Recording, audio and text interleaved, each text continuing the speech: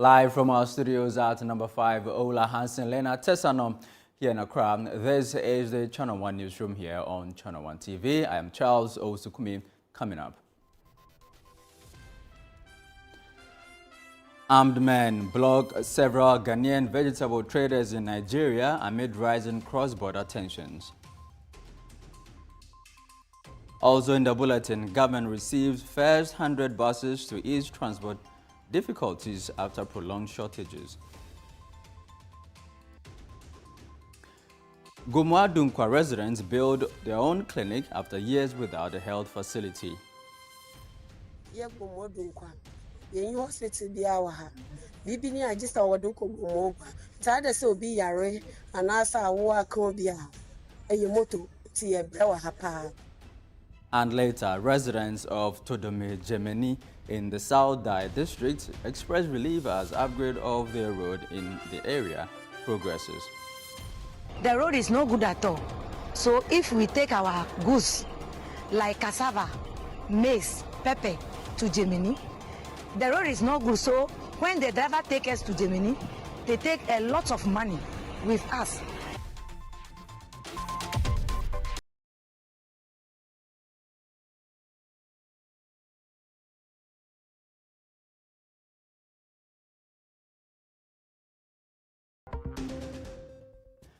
Grateful to you for joining us here on the Resurrection Sunday edition of the Channel 1 Newsroom. Now let's begin from a troubling situation in Nigeria where suspected armed men in Samia, a town in Kebbi State, Nigeria, have reportedly blocked and detained several Ghanaian trucks transporting vegetables from Niger to Ghana. The incident is believed to stem from rising tensions between traders in both countries. The trucks carrying perishable goods, mainly onions, risk significant losses if the situation is not resolved quickly. Authorities are yet to comment on the development, but we are joined on the phone lines by spokesperson of the Onion Sellers Association here in Ghana, Mustafa Suleimana Talimu, for more on this very developing story. Good evening to you, Suleimana. Thank you for joining us here on the Channel 1 Newsroom. Details a bit murky. Can you please tell us what you know of this situation? Good evening to my listeners. I think this sitting is off. Yes, this is Channel 1 Newsroom on Channel 1 TV. News, okay. Yes. Good evening to my listeners to me. The issue is, I think 2-3 days ago, we had an issue with it's just small groups among the onion groups have issue with the Nigerian people. And as you know, they seized their cars of offloading their goods at the market. So through that, it was between that small group and some of the Nigerian group who also bring in onions. So through that, the Nigerians decided to seize all the cars that come from Ghana. And those who are going to Cote d'Ivoire, those who are coming to Ghana, now they seize all the cars, so the cars cannot come. So as I'm talking to you now, our cars are there. The cars are not be able to come to Ghana. And their cars is in Accra. The people refuse to leave their cars to them. What exactly are they asking for? What do they want? The action is, in the onion business, we have about 3-4 groups. We have Ghana onions, we have this Kosasi. So the problem was between the Kosasi and the Nigerians. Okay. They refused for the Nigerian people to offload their goods because the cars were many.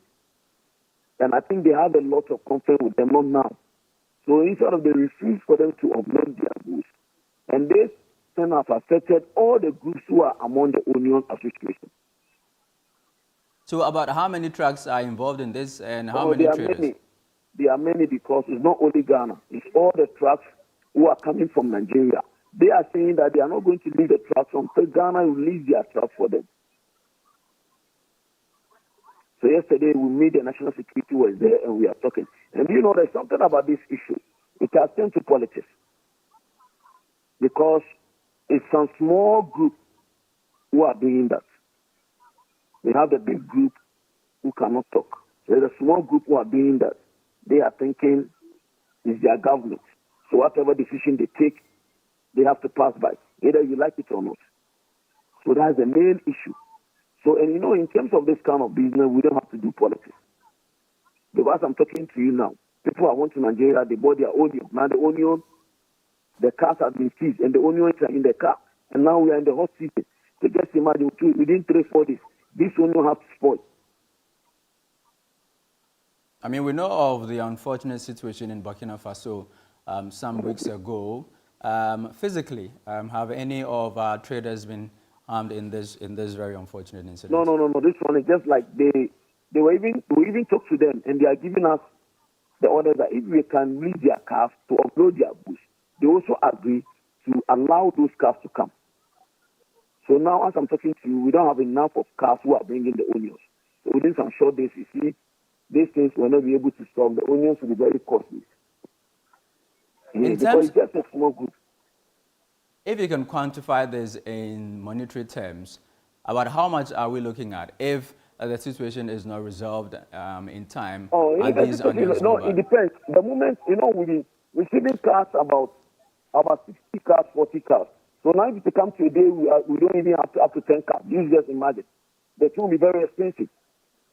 If it was 1,000, it will go to 1,500. If from 1,000, because cars are not coming. And it's not the Ghana onions, all the Ghana onions have problem with them. It's not a group, that is the Kusasi people who have problem with them. So it's the Kusasi people who seize their cars, not the Ghana onions, not all the onion groups. It's the Kusasi people who decide not the Nigerians to upload their goods. I mean, you mentioned that you are in contact with national security, aside national security. We were there yesterday. We were not able to conclude. So they are still talking to them.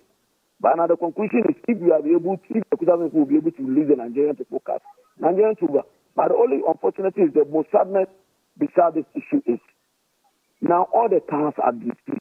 Either you are from Kusasi, either you are Hausa, you are all those things that now it has affected everybody, including the Côte d'Ivoire. Those people in Nigeria didn't look at like we have a problem with Kusasi, so let us stop the Kusasi car. No. Now all the cars have been stopped. No car is coming. All right. Thank you very much. But before you go, I mean, what do you expect government to do in the short term, medium term? Now, what we are talking about in business of this union now in Ghana is politics. And the politics is a small people who have just brought politics into it. They are thinking it's our government. We can do whatever we want. And if this thing is going to continue, onion business is going to spoil. As I'm telling you. Because this business, we don't do politics with it. When you say there is politics at play, what exactly do you mean? What exactly I mean is we have some people who are thinking they have people ahead there, so they can control the market. When you come, they have to control you. They have to get the goods. They have to be the leader of the goods. They have to control the market. But those people are not even many. It's just small. Because they have the confidence, we have this, we can call this man, we can call this big man, so we have the market.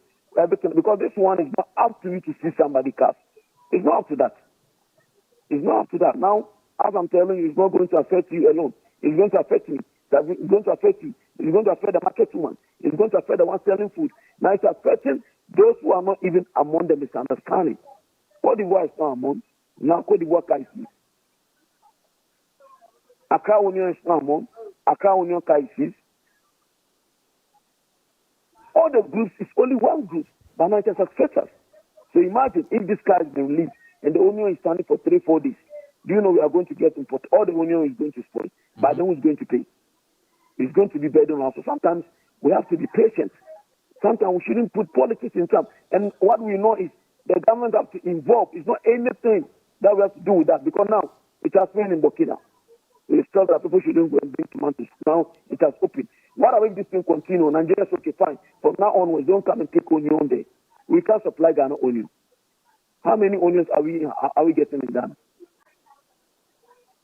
All right. How many onions? Thank you, Mustafa.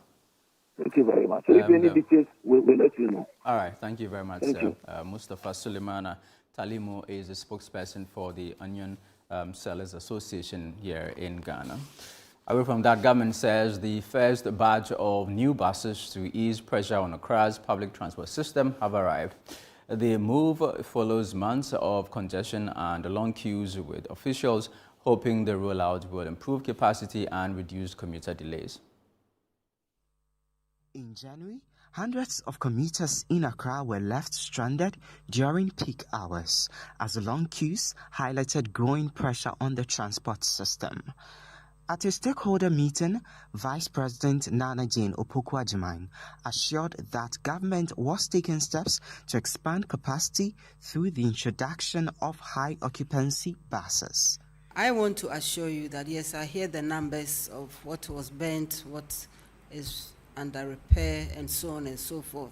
And I want to assure you the promise that our president has made. He's going to work quickly on supplying high occupancy vehicles.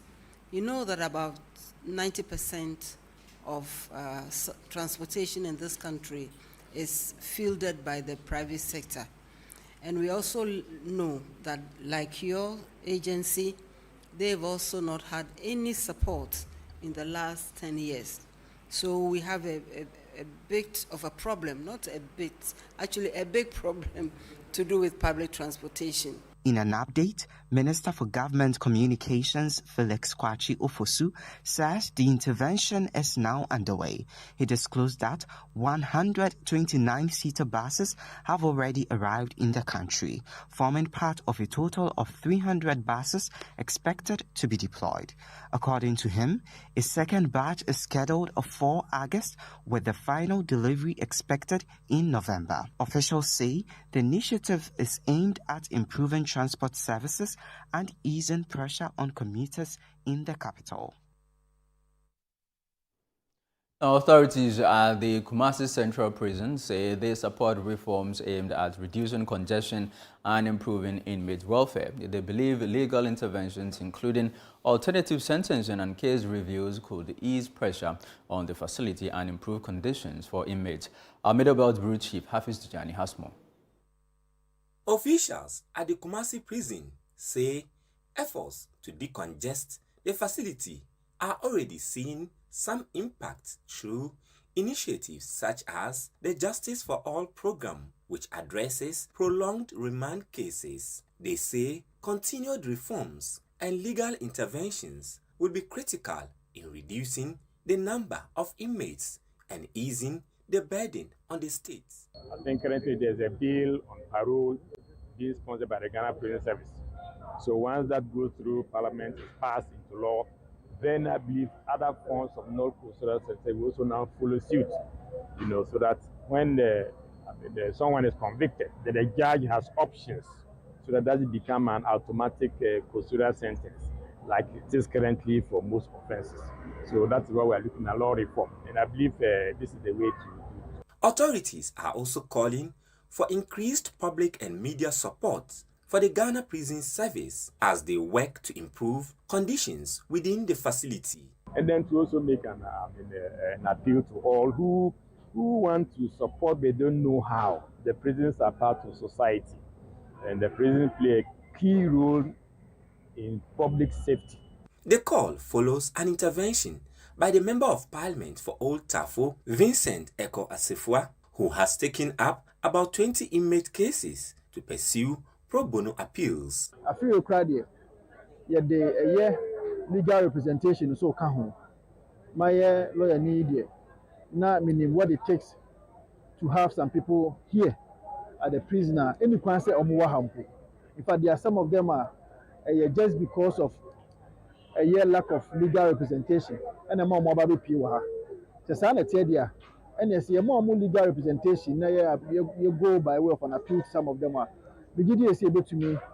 Anya a young mabino. The MP also provided humanitarian support to more than 2,500 inmates, including meals and free legal aid services. The outreach, he says, is intended to remind inmates that they remain part of society despite their circumstances. He has also been advocating for improved feeding conditions in prisons, contributing to the increase in the daily feeding allowance from 1 cedi 80 pesos to 5 cedis per inmate. The gesture was met with appreciation from both inmates and prison authorities who honored him for his support. Well, you are watching the Channel 1 Newsroom here on Channel 1 TV. Still to come. Gomoa Dunkwa residents build their own clinic after years without a health facility. We are back soon with details of that and others.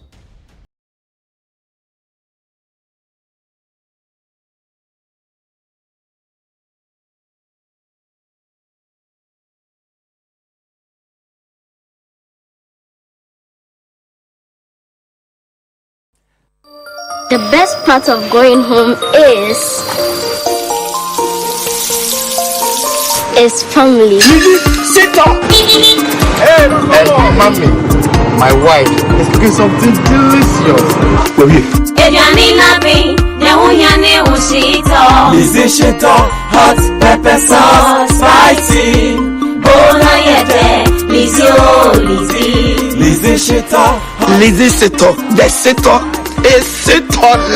Lizzie Shito, over fail. Lizzie Shito, please, can I take some to school tomorrow? Yes, my son, you can. Lizzie Shito, dear. Ebesu obiasu. Lizzie Shito hot pepper sauce is spicy and that's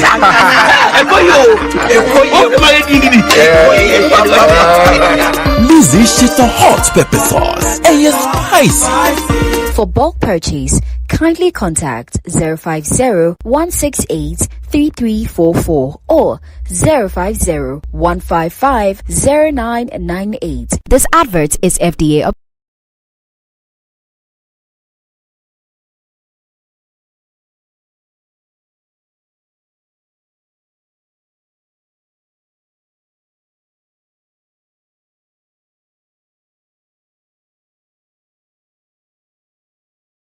Welcome back. This is the Channel 1 Newsroom here on Channel 1 TV with me, Charles Osukumi. Let's now head to the central region where residents of Gomoa Dunkwa have begun building their own health facility after years without access to basic care. They say preventable deaths have forced the community to act and are now appealing for support to complete the project. Our central regional correspondent Akwesiado has more in this report. Gomoa Dunkwa, a farming community of more than 2,000 residents, has no health facility or even a basic first aid post. Residents must travel to nearby Gomoa Wabuasi to seek medical care, a journey made difficult by poor road conditions, especially during emergencies. Gomoa Dunkwa. Yenyi hospital bia wa ha bibi ni agista wodo ko Gomoa ta da se obi yare anasa awo aka bia moto ti wa ha pa awo kan bi wa ha ya na yenyi clinic bia wa ha nti ya na eyo ha na ka sam so na ade eyo ha wa ha moto na ya fa na watina so na yede noko. Community members say delays in accessing care have contributed to cases of maternal and infant deaths. Ya brepa ebi kura ya bo ahanto ya zeno tum ya zeno kogwa na kara wa hin or baba fa ana da kara wa hin or bian ti ya bo ahanto ya zeno tum ya zeno kogwa ansana ya san ya de tano de ko ya apa nso ofi ahomachi yare obata bia nim sa yare we se na ya ha no so kwan ni ti kama ha na ahomachi oba yare na na dwo oba yare na wope moto na de akwa na tena so de akọ ana wa kan wo na yesi tena moto so ne fa nkwa na that town no ko mu ya papa umu ade yi rew na sati moto so na wo ko. The situation is further compounded by risks associated with farming, including snake bites, with no immediate medical response available. Yeah, haban the other snakes. Kwabe mna so wakana. Mji wadun boto kwa. Onku na ka na so grembo obe no ye kwa papi on fara wadun boko.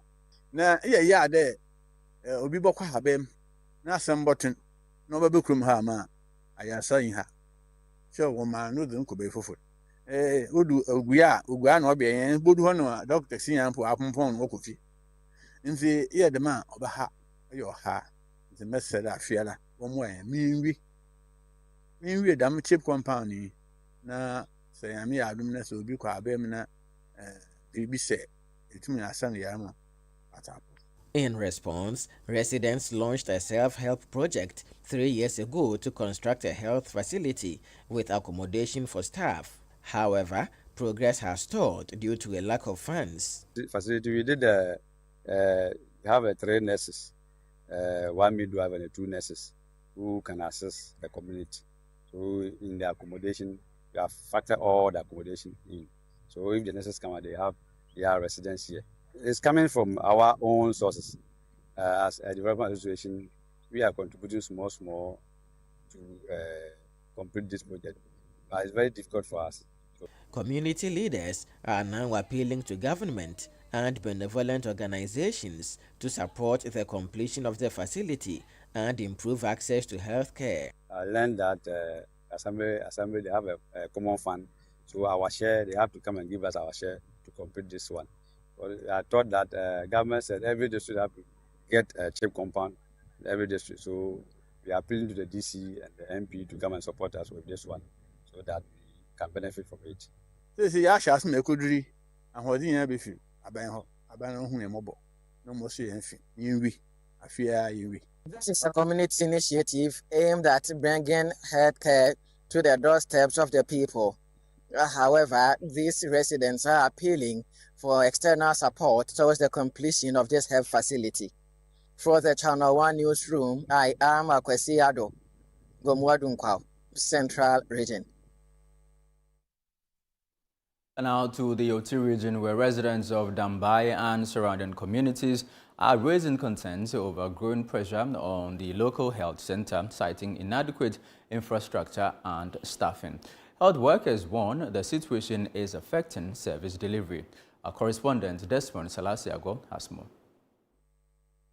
For many residents in Dambai, accessing healthcare has become increasingly difficult with long waiting times and referrals to facilities far from home. The Dambai Health Center, which serves as a primary point of care for surrounding communities, is struggling to meet demand. Limited infrastructure, a shortage of beds, and inadequate staffing continue to constrain service delivery. Patients are often referred elsewhere due to the absence of critical facilities, including recovery rooms and adequate diagnostic services. The medical superintendent of the facility says the lack of recovery room in the theater is a major challenge, stressing the need for more staff and improved infrastructure. Then we need the instruments.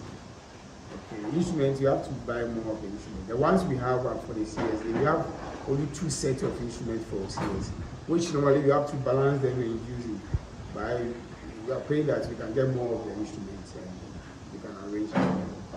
And I think that we have anesthetists now. We have scrub nurses now. And also we need a place for them to stay. Okay, so we have to get some building. Now we are working on some by the money, because you have to rent it for them. So if you can get support from the anesthetists and those people who come around, they will stay. Because you have to stay. You have to make them try to stay. A senior biomedical scientist at the facility highlights gaps in essential services, warning that the current limitations are affecting efficiency and patient outcomes. Currently, our major problem is infrastructure. We have a lot of equipment here, and even the government is willing to support, but we don't have space. So for now, if we can get the infrastructure, or whether this place would have been expanded so that it can be able to accommodate more. Recently, during some stakeholder engagements with some key people, they promised that they want to establish a microbiology unit for us. We can get support as quickly as possible. It will help in our work. At the maternity unit, staff say bed shortages have forced some expectant mothers to seek care outside the district, with others attended to under difficult conditions. Maternity here, we have only 5 beds. So we need more beds. And the space is very small. So we are appealing to the government that they need to do an extension for us. So that means a lot of beds will be provided. And then in the labor ward, we have only 2 delivery beds. So we also need that they can supply us with more beds. Most of the admissions are being done on benches. And then when the clients come, some are lying on the floor. Sometimes you need to admit clients, but because there's no bed, you have to send them to the other wards for accommodation to be done.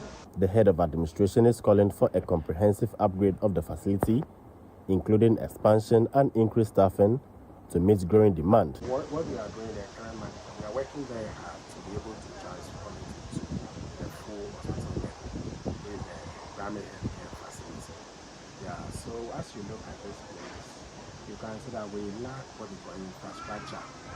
So that's the only basic thing that we need. We need to expand the facility before we can get a full accreditation as hospital. So we are working hard. We have a problem with the staff shortage. We need more beds, we need more mattresses. We also need equipment, some of the surgical equipment and equipment for our various wards. Reporting for Channel 1 News, my name is Desmond Salazar. Now, 4 in every 10 paternity tests conducted in Ghana in 2025, about 42.3% excluded the tested man as the biological father. The findings captured in a new report by the Blueprint DNA organization is raising concerns about trust in relationships and the growing reliance on science to confirm fatherhood. But beyond these statistics are real lives and real heartbreak. My colleague Elizabeth Kabuki-Okanse has more. This report is read by Enosafun. It was heartbreaking. It was very, very negative. Yeah, it was negative. He's my firstborn. For years, he believed he was a father. He showed up for every milestone, every sacrifice, every memory, until one test changed everything. 33-year-old Seydou Issa says he never doubted being the father of his child. It was only when a travel opportunity came up that he decided to take a DNA test almost casually. I wanted to travel, and during the immigration forms, when I was filling the immigration forms, I was asked whether I have a child or not. The children are 2. We have 2 children. So she suggested, why is it that I'm going to do only 1 child? Why don't I do the 2? I said, no, this one is, I'm just using it for something. It's not that I'm doubting. What was meant to be routine became life-altering. The results shattered him. The child he had raised for years was not biologically his. He describes the experience as emotionally and financially draining. When I opened it, it was very, very painful, because you can imagine taking care of a child for 9 years during the pregnancy time, making it 10 years. It's not easy. You know, it is waste of time, waste of money, and waste of energy. Seydou recalls how the pregnancy changed him, pushing him to work harder and take responsibility, believing he was building a future for his own child. But that future began to crumble. He says the revelation has led to the breakdown of his marriage. I would say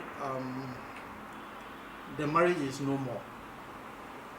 Yeah, even though we've not, the family has not done the necessary right. In a painful twist, his wife believes she may not have known, as the child was conceived during a period she had relations with him and her ex-boyfriend.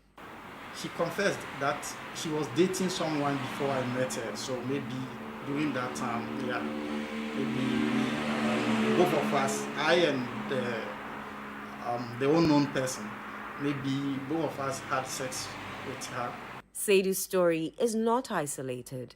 According to the Blueprint DNA report, 42.3% of paternity tests conducted in Ghana in 2025 excluded the tested man as the biological father, roughly 4 out of every 10 cases.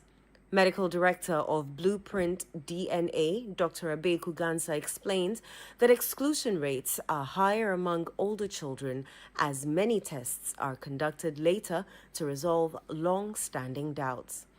It was scientifically significant, or statistically significant that when the children were tested at much younger ages, the rates of negative outcomes was lower as compared to the children who were tested at a much older. So one of the key insights was the fact that when testing is done earlier, most of those cases are usually being done to verify or just confirm. Behind these numbers are broken homes, difficult conversations, and emotional scars. Some Guineans support DNA testing as a tool for truth. Others worry about its impact on families. Where nowadays in Ghana, we have more men battling fertility issue than in the olden days. And then this fertility issue thing, the society puts more pressure on the women. And so most of the time, the women will have to outsource their options, which leads them to going outside of their marriage. I'm not saying that's right, but then most of the time it leads them to go out of their marriage to go and seek for babies and then bring it into their home. Test no, me fi se hu hia. Efi se ebia ansa na wako for one. Ukoye no no obi fufuro no wo ho. Na esan se ensem bia wo ka kire ni nti ne man adwen sesan. Enne oba na obi ada. Enro na akohu. Ena ono oba ma ono san abekambom. So ti ase. Eti no enro no obi da no ebia ne hunsuo no eno na be nipa. So what I say? Enro na wo akofa no. Eti me fi se nka no de nka hu hia. Many are now calling for stakeholder intervention, including proposals to make DNA testing compulsory at birth. I think that from when you go and you give birth, they should check and see whether the child is for the father. Government intervention should be made, or maybe it can also pass through parliamentary bill. They have to do something about it. Dr. Abeku Gansa also reveals there are rare but confirmed cases in Ghana where non-identical twins have different biological fathers, with a detailed report expected soon. You can have non-identical twins where the fathers for the twins may be different. So we've had about 3 cases of twins being tested with different outcomes for twin A and twin B. So we will be doing a publication on that one as well. He further encourages more women to participate in testing, noting their involvement remains low. When it comes to DNA testing, we had only 3% of the mothers involved in the testing, as against 97%. We would want to encourage that the information provided is important for not just the father, but then for the child as well. As DNA testing becomes more accessible, more families are confronting uncomfortable truths. But beyond the science lies a deeper question. What truly defines a father? For Seydou Issa and many others, the answer is not simple, because sometimes the truth doesn't just reveal, it changes everything. Some stakeholders within the education sector are appealing for a rethink of the system. They want a shift to technical and vocational skills to solve the continent's challenges. Notable figures in academia who shared their thoughts at the University of Education Winnipeg's maiden edition of the Jeffus Anamwa Mensah public lectures called for sustained investment in TVET. Our Central Regional Correspondent Akwesiado was there and reports. The annual public lecture has been instituted to honor the former Vice-Chancellor, Professor Jeffus Anamwa Mensah, for his immense contribution towards the establishment of the university and also championing pragmatic reforms in Ghana's education sector. Notable members of academia shared profound thoughts about the need to establish a robust technical and vocational education system in Africa to help reduce growing unemployment rates. They want African leaders to be intentional about establishing sustained investments in TVET education. It is not a ceremonial exercise. It is a call to action, to rethink how we design education systems, how we value skills, and how we prepare young people for a rapidly changing world. It is our expectation that this platform brings together those who shape policy, those who drive industry, and those who produce knowledge to engage in honest, solution-oriented conversations about the future of TVET in Africa. TVET must no longer remain peripheral. It must be mainstreamed and adequately financed. Let us therefore commit across governments, universities, industries, communities, and youth networks to make TVET transformation a strategic priority in our development agenda. Former Vice Chancellor of University of Education, Winneba, Professor Jofo Sanamwa-Mensah says the time is now to transform and invest more in TVET education. Subsequent reforms, including Pre-Tertiary Education Act 2020, which established the Ghana TVET service, have helped bring coherence to what was once a fragmented system. Similarly, the Technical Universities Act has created pathways for progression, bridging the divide between technical training and higher education. Technical advisor to the Minister of Education, Professor George Kwekutoku-Odro, who spoke on behalf of the Education Minister, assured that Ghana remains committed to collaborating with regional and international partners to reform our education and to build responsive educational systems. Ghana remains committed to collaborating with regional and international partners such as UNESCO, the African Union, development agencies, universities, and civil society to build responsive education systems. TVET transformation is about people. This is still the Channel One newsroom here on Channel One TV. Still ahead. Residents of Todome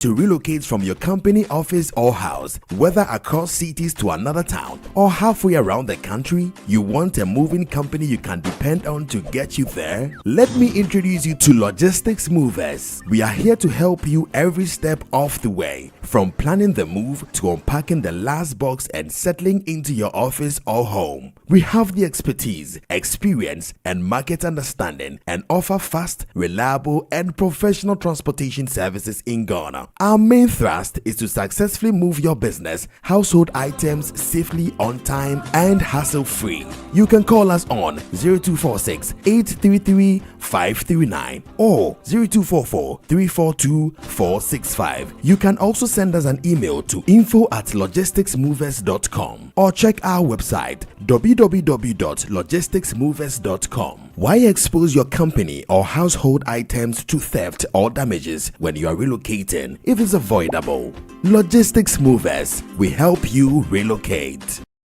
Hundreds of entries have poured in from communities all across the country, and the energy is off the charts. The quest to uncover the most deserving stories has kicked into high gear. Stay tuned for the thrilling reveal and the grand celebration of our esteemed 10 Channel One TV community legends. Only on Channel One TV.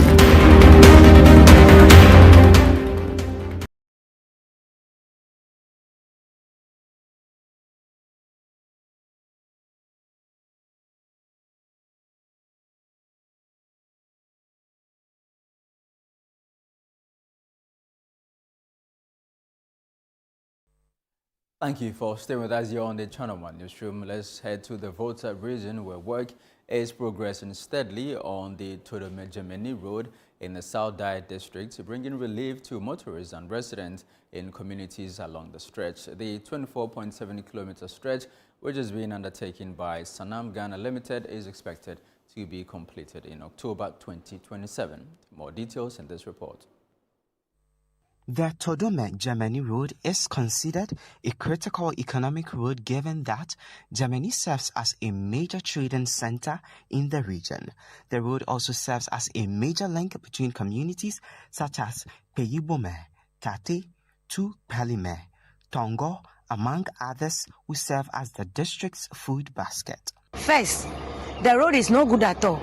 So if we take our goods like cassava, maize, pepper to Germany, the road is not good. So when the driver takes us to Germany, they take a lot of money with us.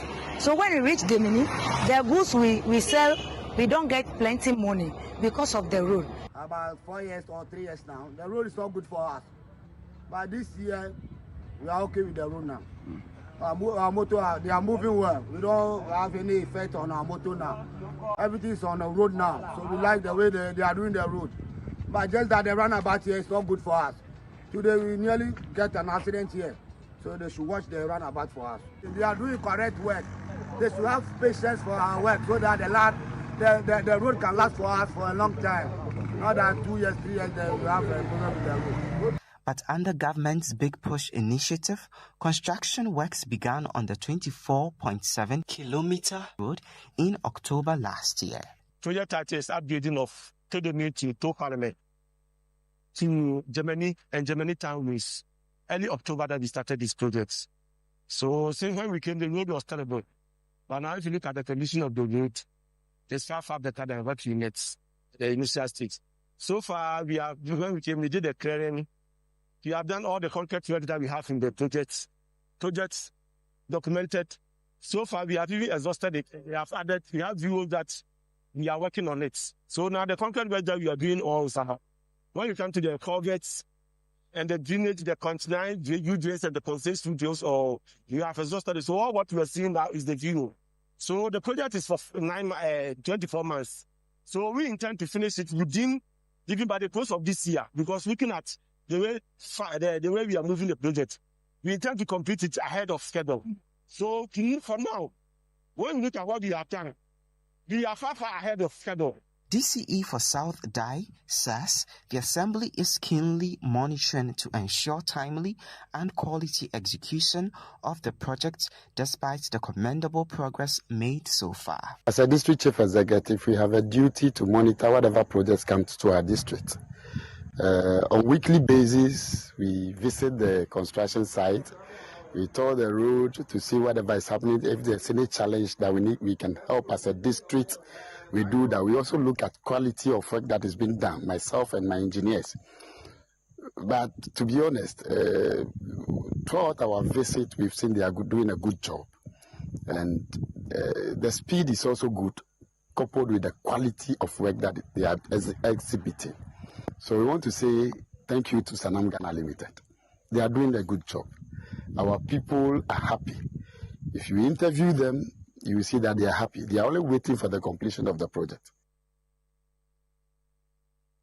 Now, authorities in the Ashanti region are considering regular cultural events to educate young people about the region's heritage. The move comes as plans advance to develop a historical center in Femina to showcase the legacy of the Sagranti War and promote tourism, as well as the economy of the district. There's more in this report by our Ashanti regional correspondent, Tawfiq Mohammed.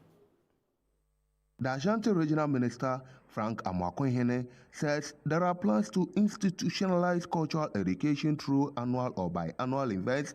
He made the remarks on the sidelines of Ashanti Fest celebrations in Femina in the Adanse North District.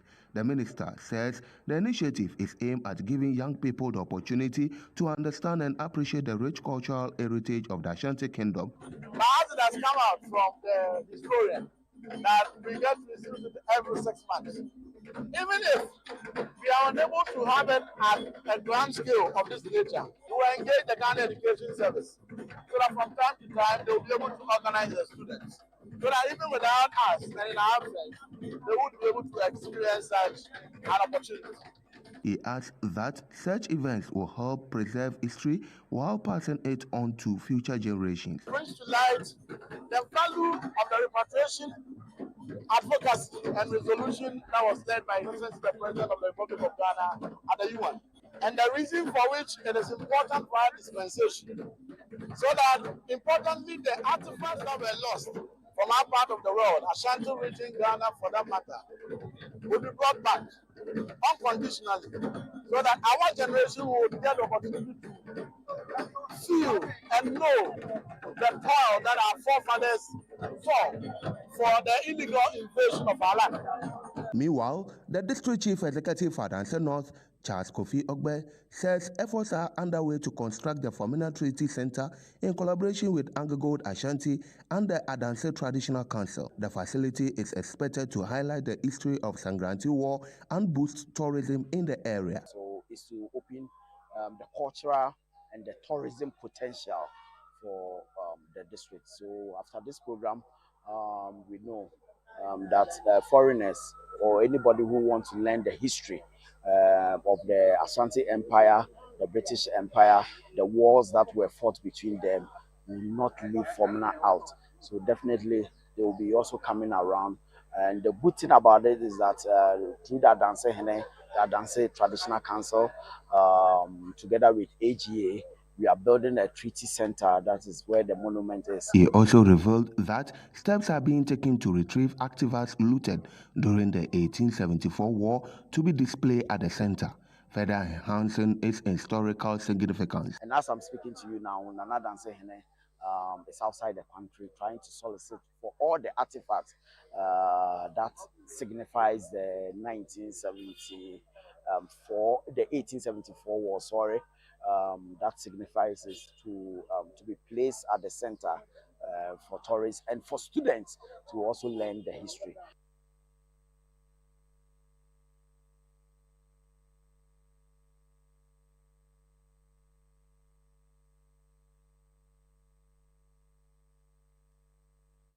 Now, Christians across the world gathered in churches to mark Easter Sunday, celebrating the resurrection of Jesus Christ. Worshippers, many dressed in white, took part in special services filled with prayer, music, and thanksgiving to commemorate one of the most important events in the Christian calendar. Manola Yama has more. From the early hours of Sunday, churches across Accra were filled with worshippers marking Easter, a central event in the Christian faith. Hymns and songs of victory echoed through auditoriums, reflecting the belief in the resurrection of Jesus Christ. Many congregants dressed in white joined in praise, prayers, and thanksgiving, creating a vibrant and reflective atmosphere. In Catholic and Orthodox churches, solemn liturgy blended with choral music as congregants observed the significance of the day. Easter Sunday commemorates the biblical account of Jesus rising from the dead on the third day after his crucifixion, a symbol of hope, renewal, and victory over death for Christians worldwide.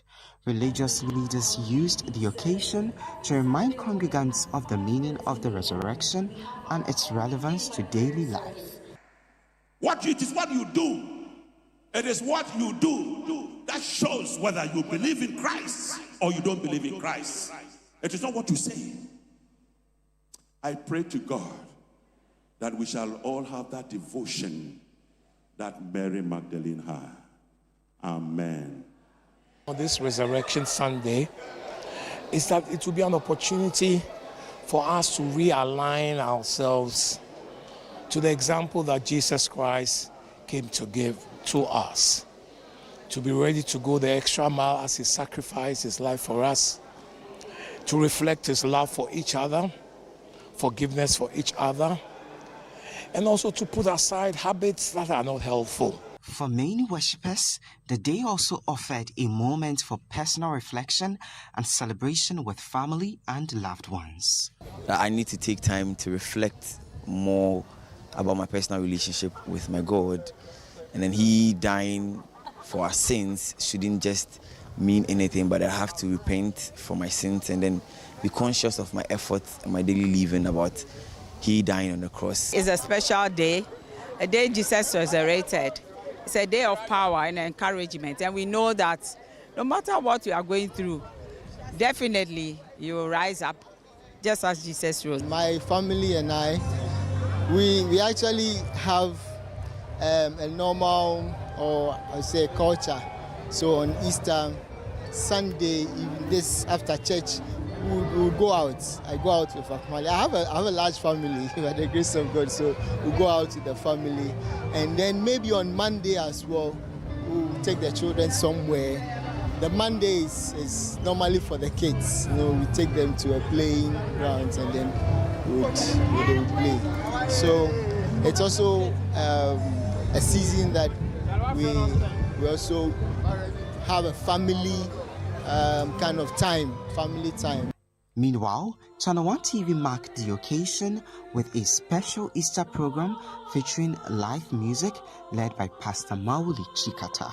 The word and the announcement in this season of the Lord's resurrection to you is that do not fear. I don't know what you may have heard. I don't know what announcement has come to you that has put you in a place of fear, of anxiety. There is a counter announcement, and that counter announcement is greater than any other announcement you have ever heard in your life. Well, it's a season of great joy for many Christians. In fact, all Christians, as they mark the resurrection of Jesus Christ. But for many, the real highlight is the Easter picnics and the great times that come with it. For Channel 1 News, I am Manuel Ayama, and a happy Easter Sunday.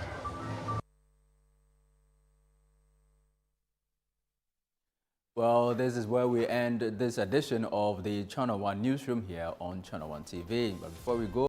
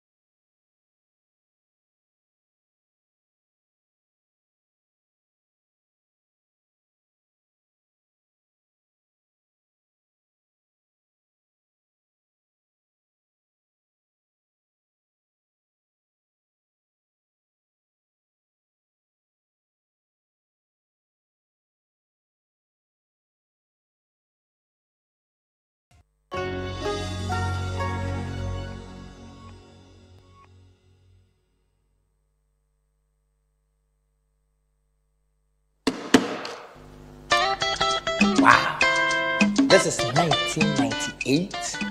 I can't believe I'm turning 50. When I look back, all that I can remember is all I've been given. Life, friendships, family, and dedicated fans. And I still have a seat in a beautiful industry, enjoying the opportunity I've been given to serve Ghana. I'm made in Ghana. But check this out, Channel 1 TV says they want to celebrate me. They say I'm a good example. Is it true?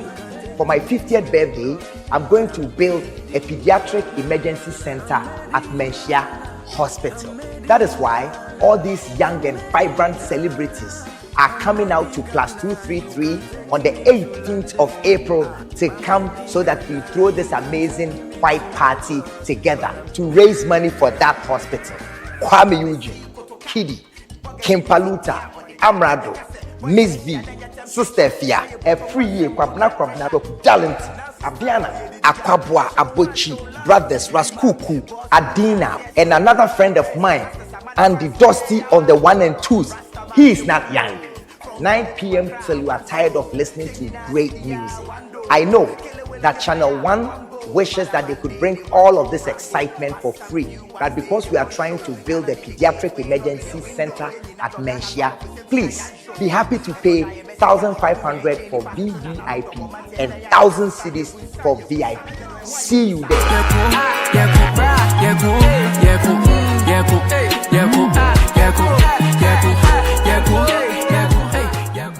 Hey, what's up, guys? It's your boy Kitty, aka the Golden Boy, aka the Sugar Daddy, aka Yadam Sugar. I know you use all these AK in a while, but today we're here for OK. So, Oshama Kwame came to the studio at Links, and then he wanted a haircut badly. And I was just joking, Oshama, when I was in high school, I used to cut hair for my music. So I said, you can cut my hair. I have my clippers and everything here, if you can do it. And Oshama Kwame trusted me with his hair to cut in front of the studio.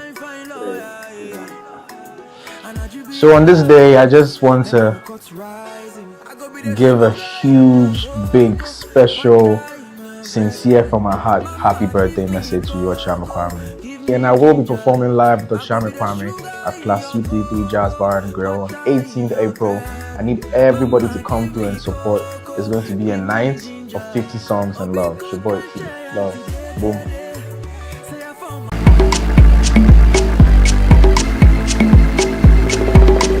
No, we're not making banku. We're not making kokunte.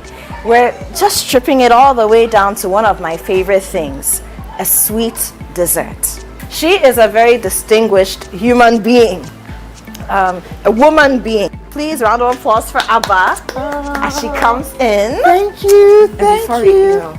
You know, the flour is white, the salt and the sugar and so on and so forth. And the white and the milk will talk about just the purity of our hearts. And we're making what kind of cake? We're gonna make a vanilla cake. So there's a measuring cup, or you can use any cup of yours in the house to measure. So the same cup of margarine goes the same cup of flour, and then goes with the same cup of sugar. All the time. But then if it's you, we can use the same cup of sugar.